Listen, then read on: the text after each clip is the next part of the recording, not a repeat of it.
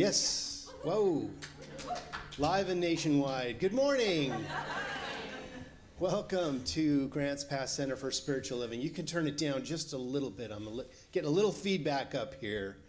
But welcome to November. Wow. Is it November? Is it November already? Man, who pushed the fast forward button? Well, we're going to play a little circulation game today. Are you guys in? Yes. You guys in? So this is how this works. I've got a bunch of envelopes here with maybe something, maybe nothing in them. And while I'm doing my talk, we're just going to circulate these so that it's like hot potato, you know. You're not supposed to hang on to it very long. You're supposed to keep passing it.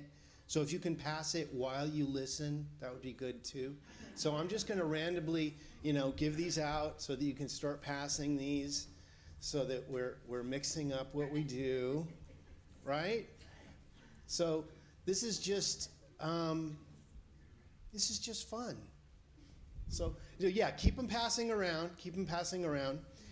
And this is a talk about circulation. So do you want to put the slide up for me? Generosity, giving, aligning, gratitude, receiving, attracting. Then the next inner circle is openness, fullness, inhale, exhale, the cycle of abundance. Isn't that beautiful? The way that this thing works is that for you to be able to give, you have to be able to receive. So the theme for this month is that we are a community. We create a community-wide climate conducive to honest reflection and deep and direct communication. And today's title is Your Fortune Begins Within. It's an inside job, okay? Right? If you start on the outside and add it, you may not know how to consciously handle it once it actually comes into your life. Have you ever heard of people that win the lottery and they consciously don't know how to handle it, so they are given this bulk of money, and in 5 years they've spent it all because they didn't know how to consciously invest it. But maybe that's what they wanted to do. Maybe they wanted to spend it all in 5 years, right? But it's up to the individual to know how that goes. But, I would rather invest it and live off the interest, right? I mean, consciously. Not me. Or share enough in a way that allows you to have a influx. If you were going to buy some investment property, right, and turn that $3 million into $5 million over 5 years, wouldn't you want to do something like that? Well, it's up to you. Well, when we remember that we are mind, you are mind. You are an outpicturing of the creative genius of the universe. And that money has no preferences, being entirely neutral. Then we begin to understand why money flows in the direction to which it is attracted and flows away from the point where it is being repelled. And that's from a book called The Power for Good. Money, being a neutral thing, has no preference. Does money like you or not like you? Well, if you believe yes, then you get to experience that on the day that you think it likes you or doesn't. If money's having a bad day and doesn't want to relate to you that day, but you happen to have a bill due that day, I would say you need to work on your relationship with money. But it's not about the money. It's not about the money. This is what I want to get really clear. It's not about the dollar signs. It's about the energy that you create within it. It's money is a byproduct of energy. Money is a form that we've given ideas to. Really, what is money? It's a piece of paper. It's a tree. It's an agreement. It has energy to it. The $100 bill represents $100 because we believe it, right? If you gave it to somebody from another planet, they'd eat it. Or turn it into fire or something, right? They would see it as a different commodity. We give it power because we believe if we have a check and we write a certain amount on that to a certain person, that their financial institution will honor that amount and that person. And when we turn it in and deposit it into our account, it holds a certain value. So I'll tell you a little story about this when I was younger. This is cute. I wanted money because, you know, at Sears, that's where the chocolate was, right? So I went into the little corner store near my house, and they had blank checks you could buy. So I saved my money for those blank checks because I thought that if I had the checks, right? If I have a check, that's how you do it. You save your money for checks, and then you could write this blank check and give it to somebody, and it would be worth the amount that you put on it. I didn't get the part that you had to have that tied to a bank account with money in it. See, I was missing a whole big piece of the picture. I had the idea right, but I didn't quite have all the pieces in place. So I went and bought, 100 blank checks, and my mom saw me with that. And she's like, "What's that?" I'm like, I've got money now. "Oh, come here. Let's sit down and have a little chat about what this really means." There was just a small piece of the puzzle I wasn't seeing. And that's when she introduced me to how to do a savings account. We went to Glendale Federal Savings, and I opened a squirrel account. They called it a squirrel account. And I opened a little $20 bank account. And I was I was like saving $1 a week. That was big for me. That was like, I don't know, 8 or 9. I mean, it was just like, I didn't have the concept down. And as I grew older, I understood the concept more and more. But I kind of hang on to that thing that, it didn't really matter how much was in my bank account. I could write checks as big as I wanted, right? Right? I always dreamed bigger than the reality the bank said that I had, right? Until I got to a point, and this is one of the wonderful things about this teaching, was I had misunderstood what money was all about. And part of it was the teaching from my parents. They did the best that they knew how at the time, but they had 4 kids. Times were challenging. I was taught this thing called FHB when we'd go to dinner. Family hold back. That meant we have $20 for 6 of us for dinner, so you're going to have a super salad, and we're going to share it. But that's what we did.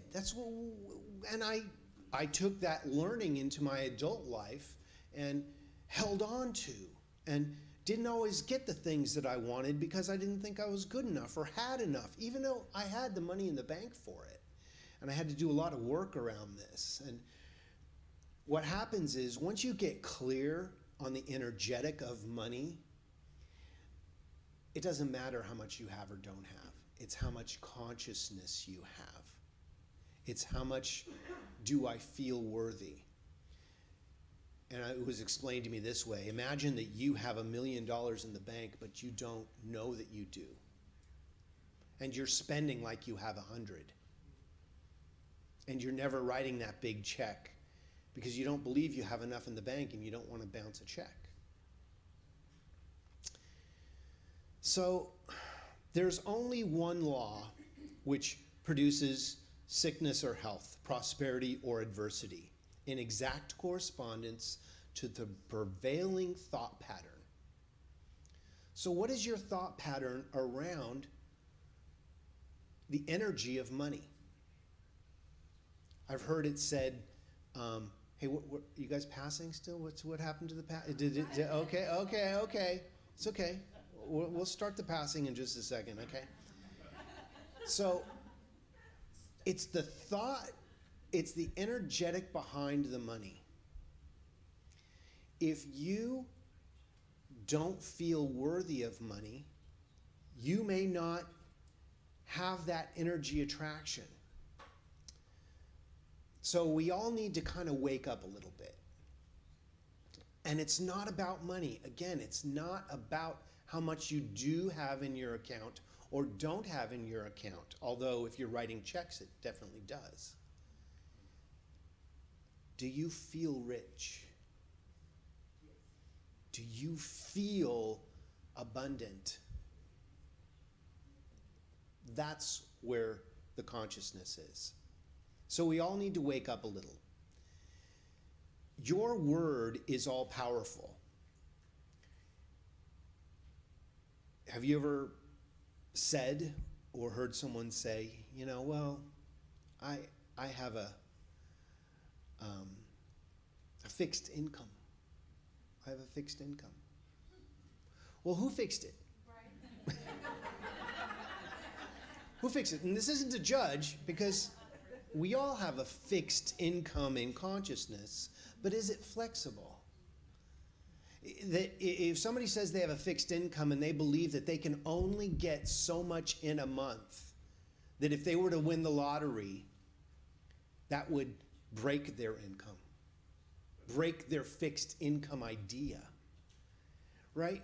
Do you see where I'm going with this? We need to fix our income so it's not broken. Because you can receive billions, trillions in consciousness. If someone were to write you a check for that amount, could you cash it? Yes. Absolutely. Absolutely. Going right into my account. And could you spend it? How would you feel about spending it? Oh, well, there's a lot of little things attached to money. Well, I don't know, am I worthy to spend it? Am I worthy to have it? I got to give a certain amount to charity. I got to tithe a certain amount. I've got to regenerate a certain amount. I mean, when a good farmer does a harvest, they put 10% of their seed away for next year. If they don't, what happens? They have nothing to seed. Their harvest is not perpetual. We need to do the same thing. We need to invest, put money away for later, and put it in places where it will regenerate itself. Your word is your power. And sometimes we're saying things that we don't even know. And we're asked to go to lunch or something. We're saying, oh, I can't afford that. And the infinite always says, yes. Let me show you how you can't afford that. And all of a sudden another bill will come in that says, this is what you're going to be affording with your fixed income. Do you see where if we can change what we feel about certain energetic, it will change the flow, the inflow and the outflow of money. Because money is just it's a form of exchange. It's something that we've attached an idea to that makes it worth either $1 or $1 million. So your destiny is eternal, and your home is everlasting heaven. We are all here temporarily. I know it feels secure, it feels like this is forever, but we are all only here temporarily. And it's something to consider because we have our grip on things in our lives, don't we? We have our talons in it because don't take this away from me. Don't take this away from me. When we need to release those things, we need to release some ideas about things. To be in complete circulation, we need gratitude in receiving and giving. So, you have never made a mistake. You may have done some things that you may look back on and go, I wish I would have done those differently. But whatever happened got you to this moment, right? You're here, you're now. There are reasons for everything. We live in the great and eternal universe of perfection, from cause to effect, from beginning to end. The world does not always reflect this, but it is giving back exactly what we have put into it. Maybe not in the same way, but it is reflecting our consciousness. If your fortune begins in consciousness, then how fortunate or abundant do you believe yourself to be? And here's the key. How powerful do you believe yourself to be? Are you infinite? Yes, you are. Each one of us is a divine emanation of the awesome power of the universe. It can be no other way. If we believe that there's only one power, then where did we come from? The one power. In Genevieve Bernard's book, Your Invisible Power, The Mental Science of Thomas Trord, she says, there is nothing unusual or mysterious in the idea of your pictured desire coming into your material evidence. It is the work of a universal natural law. The world was projected by the self-contemplation of universal mind, and this same action is taking place in its individualized branch, which is the mind of human consciousness.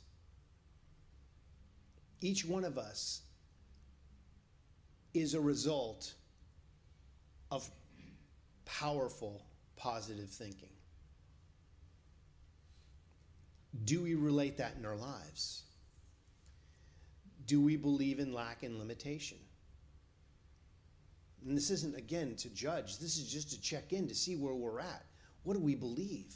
Or what don't we believe? Everything in this whole world of form, from the hat on your head to the boots in your feet in your boots, has its beginning in mind and comes into existence in exactly the same manner. All are projected thoughts solidified. Everything happens twice. Once in mind and then in our experience. Our fortune and our future will always be the self-contemplation of the one, and it all is initiated in our mind. When you go to build a house, you have a blueprint first. If you don't, you don't know what to buy. You just drive up to Home Depot with a truck and say, load it up. And what are you going to get? Whatever's left over from everybody else's project. You have to say, this is exactly what I need. I need 2x4s. I need nails. I need drywall. Whatever it is to build your house. So be specific. Be specific on what you choose to be, do, and have. Make a list. And put a date. Go ahead and get get really daring and put a date next to it of when you want that to be in form. And if it doesn't come by that form, change the date. You know, be flexible, but at least give your mind something to work with. Because, you know, it'll come and go, and then you'll go, well, I missed that date. Oh, well, what's next? Just change the date. Don't change your dream. If your dream gets old, come up with a new dream. Have you ever heard this term? You just wait.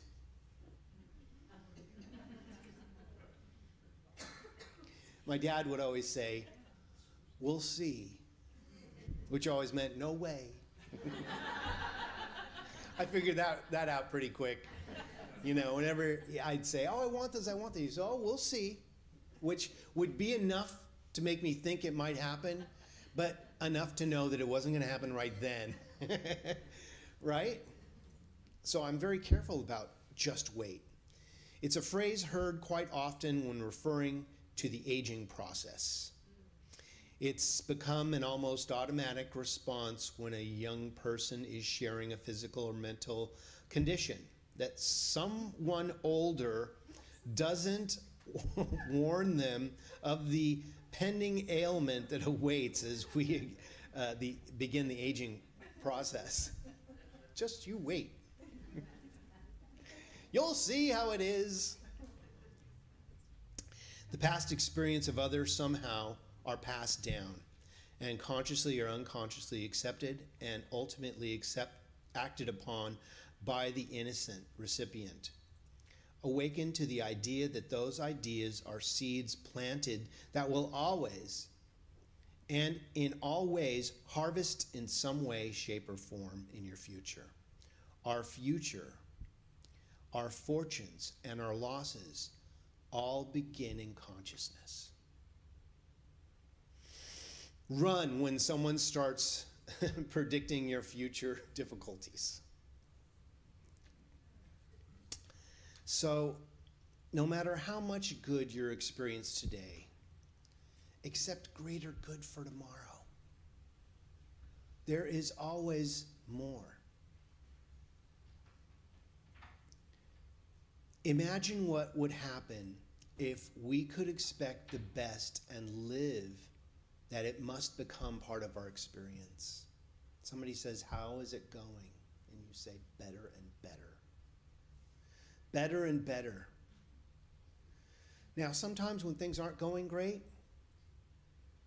and you're sharing your BS, your belief system, be careful. Be careful what you speak into the law, right? Because if it's done unto us as we believe, we need to be real. Because we're all walking through something, aren't we? I mean, you know, do we have work to do? You can tell if you have this thing called a body. Yes. We have some work to do. So, where are you in consciousness with it? And again, I'm not judging. But when we check in, we can see, are we part of the problem or part of the solution? When someone asks us how we're doing and we say, ain't it awful? That may be the truth. That may be that you may be walking through something very awful. But we only stay there as long as we connect the awfulness with us being that. Look at me, I am awful. See a little name tag, awful. No, I'm a person experiencing awful feelings that can be changed. Even my name can be changed. Things can change. Things do change. But if we solidify it by saying everything is always awful, the universe will comply. The universe won't say, oh, are you sure you want to do that or not? It's just like the outlet. You know, there's an outlet on the wall. And if it's hooked up to source, we can use it to shock ourselves by sticking our finger in it, or plug the vacuum in and clean the floor. It doesn't say, no, I don't think you want to put your finger in there. I mean, we all learn the hard way as kids, right? What's that do? Right? And this is how life goes sometimes. We get shocked by the electricity sometimes when we don't know any better. When you don't know how the law works. I got pulled over doing 70 miles an hour in the fast lane towing a trailer. I didn't know. I did not know the law. And I told the cop, I didn't know that you couldn't do that. He said, well, you're going to learn pretty quick, aren't you? $270. I was like, what? He goes, well, read the book. Read the book. Find out what the law, how the law works, and you will be educated. Read the electricity book, and you won't put your finger in the outlet. But you can run your air conditioner or your heater or your vacuum, right? So,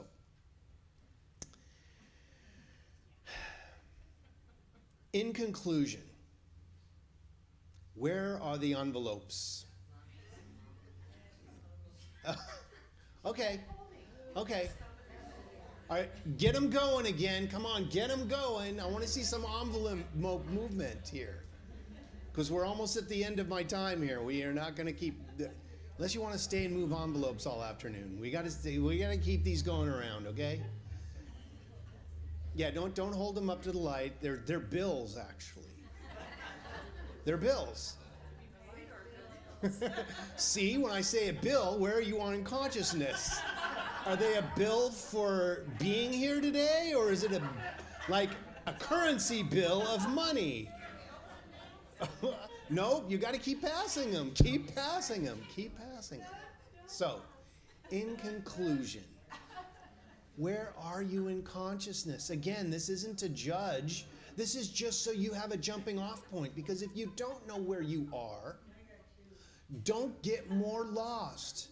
If you are lost, what's the first thing they say? Stay where you are. Figure out where you are, because if you're not knowing where you are now and you're going to walk it into the wilderness, you're going to get more lost. Now, there's a chance you may find your way back. But if you don't know where you are now, how'd you get there? Right? Okay. Hold the envelopes. Hold the envelopes. Okay, where are they? Hold up your hand if you have an envelope. Okay, well, congratulations. This is where you are in consciousness. This isn't good or bad. This is just, now everybody that doesn't have an envelope, you are so prosperous that you don't need an envelope. Right? Right? And those that have an envelope, congratulations, buy me lunch.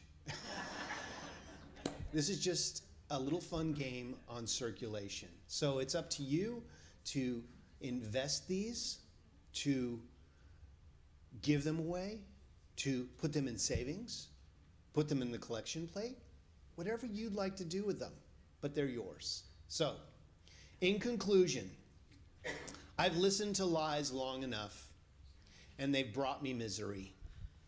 Right now, I deny those false beliefs and affirm the truth. I am prosperous. I am prosperous because I choose to know that I am prosperity in form. And so it is. Thank you. So let's take a second and let's do a little prayer, shall we? Let's bring ourselves to center. It's up to you. They're yours. So taking a moment to remember who we are.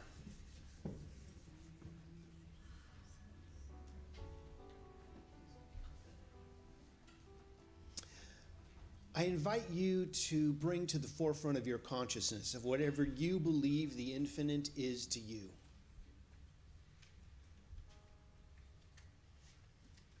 Call it God, call it Great Spirit, Goddess, Source Energy, whatever you choose to call that power that created all that is.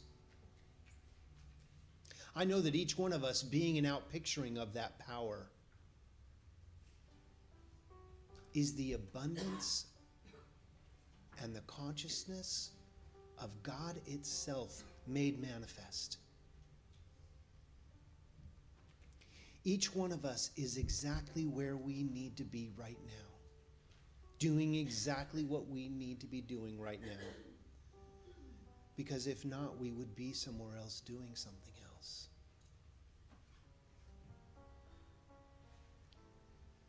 So I invite you to remember who you are. We are all walking through something, and I invite you to see whatever you're walking through as completely healed right now.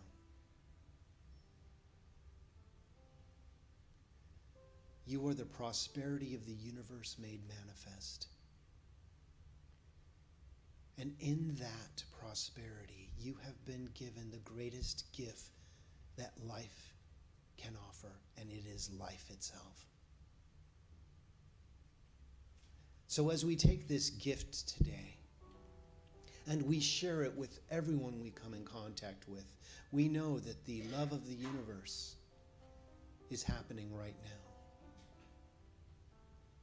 I just speak my word of healing upon anyone anywhere who has asked for prayer, be it spoken or written or typed, or in the subconscious regions of the mind, just someone said, please help me. I know that that power is right there and is now activated in a way that makes sense and allows the universe to do whatever is needed in that moment for the perfect demonstration for that situation. So I claim that healing. I claim that revealing of truth, and I speak my word for love. Thank you, divine, infinite, loving, spiritual presence that heals and reveals this truth in everything that is. We claim it. We accept this healing as the divine emanation of that power. So it is easy to let go. To completely release this into the living, loving law of mind, where it is activated and acted upon in a way that makes sense to us individually and collectively. Letting go completely because we truly believe it already is so. We affirm it by saying together, and so it is.